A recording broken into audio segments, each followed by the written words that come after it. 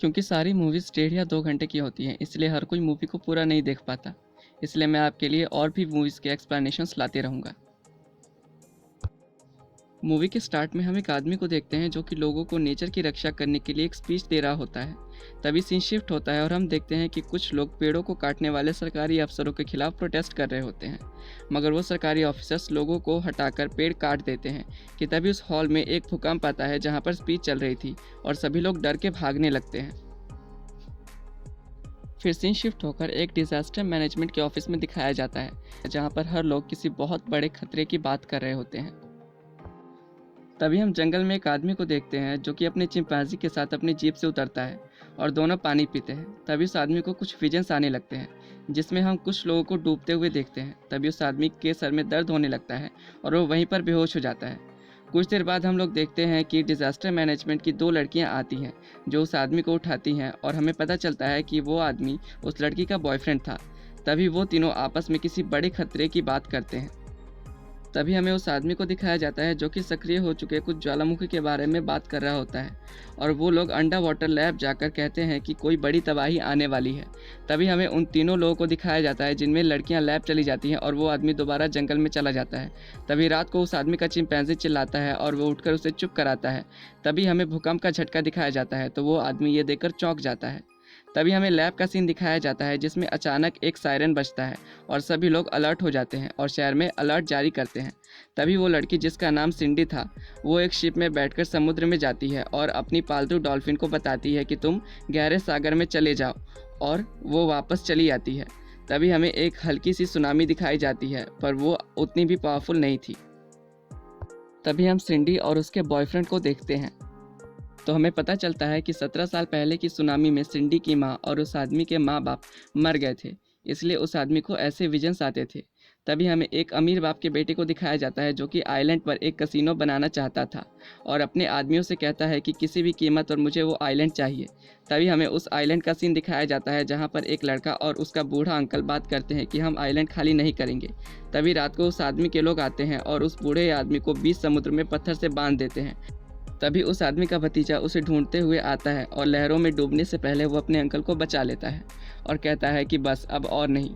तभी हमें दिखाया जाता है कि वो लड़का समुद्र में मछलियाँ पकड़ रहा होता है पर समुद्र में एक भी मछली नहीं होती है।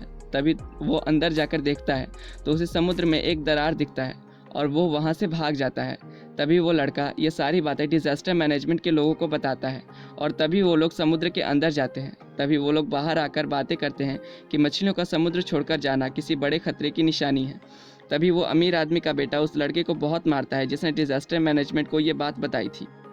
तभी वो दोनों लड़कियां उस आदमी यानी रवाई से मिलने आती है। तभी रवाई कहता है कि हम यहीं पर पैदा हुए हैं और हमें यहीं से भगाया जा रहा है। तभी सिंडी और उसकी दोस्त आपस में बातें करती हैं कि गरीबों की मदद या तो कुदरती शक्ति करती है या कोई देवता।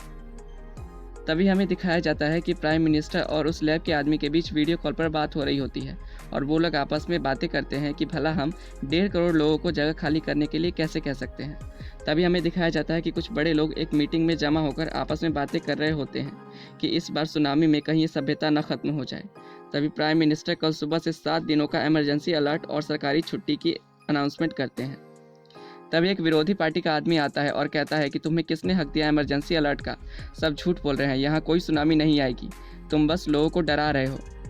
तभी प्राइम मिनिस्टर कहते हैं कि इस वक्त मुझे जो सही लग रहा है मैं बस वही कर रहा हूँ। तभी थोड़ी देर बाद हमें दिखाया जाता है कि बहुत सारी चींटियों का झुंड ऊंचाई पर चढ़ रहा होता है जिसे देख लोग हैरान हो जाते हैं। तभी हमें उस विरोधी पार्टी के आदमी को दिखाया जाता है जो कहता है कि बेतुकी सुनामी के चलते वो प्राइम मिनिस्टर 3 बार इमरजेंसी अलर्ट जारी कर चुका है, हमारी इकोनॉमी खराब हो रही है। तभी हमें एक समुद्र का सीन दिखाया जाता है जहाँ पर स्कूल के कुछ बच्चे मिलकर बीच साफ कर रहे होते हैं। तभी टीचर को प्रिंसिपल का कॉल आता है और वो बच्चों को जल्दी वापस लाने को कहती है। तभी सारे स्टूडेंट्स चले जाते हैं। फिर हमें वापस उस विरोधी पार्टी के आदमी को दिखाया जाता है जहाँ मीटिंग में सभी लोग उस आदमी को ही प्राइम मिनिस्टर बनाने का डिसाइड करते हैं। तभी एक भूकंप का झटका आता है जिससे बहुत सी बिल्डिंग्स गिर जाती हैं। तभी डिजास्टर मैनेजमेंट में खतरा महसूस होने पर वो आदमी अंडर वाटर लैब जाता है। तभी सायरन ज़ोर ज़ोर से बजने लगता है और तभी एक भयंकर सुनामी आती है जो कि कभी किसी ने सोचा तक नहीं था।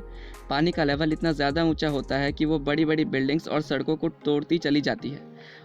तभी हम देखते हैं कि वो स्कूल बस जिसमें बच्चे थे उस पर अचानक से पानी की एक तेज़ लहर झटका मारती है सभी लोग जितनी हो सके उतनी ऊंचाई पर जा रहे थे। इधर सिंडी और उसके साथी पानी के ऊपर तैरते हुए आते हैं और उन्हें हेलीकॉप्टर से रेस्क्यू किया जाता है। इधर देश के प्राइम मिनिस्टर भी लोगों को बचाने आते हैं और खुद पानी के अंदर डूब जाते हैं। तभी वो किसी चीज़ पर गिरते हैं। फिर अचानक समुद्र की लहरें वापस जाने लगती हैं और वो प्राइम मिनिस्टर एक गॉड की मूर्ति पर गिरे थे, उनके हाथ पर। तभी प्राइम मिनिस्टर को देखकर हेलीकॉप्टर से उन्हें रेस्क्यू कर लिया जाता है। फिर हमें हेलीकॉप्टर से पूरे शहर का नज़ारा दिखाया जाता है जहाँ पर बहुत से लोग मारे गए थे और बहुत नुकसान भी हुआ था। इसी के साथ ये मूवी एंड हो जाती है। मिलते हैं अगले वीडियो में।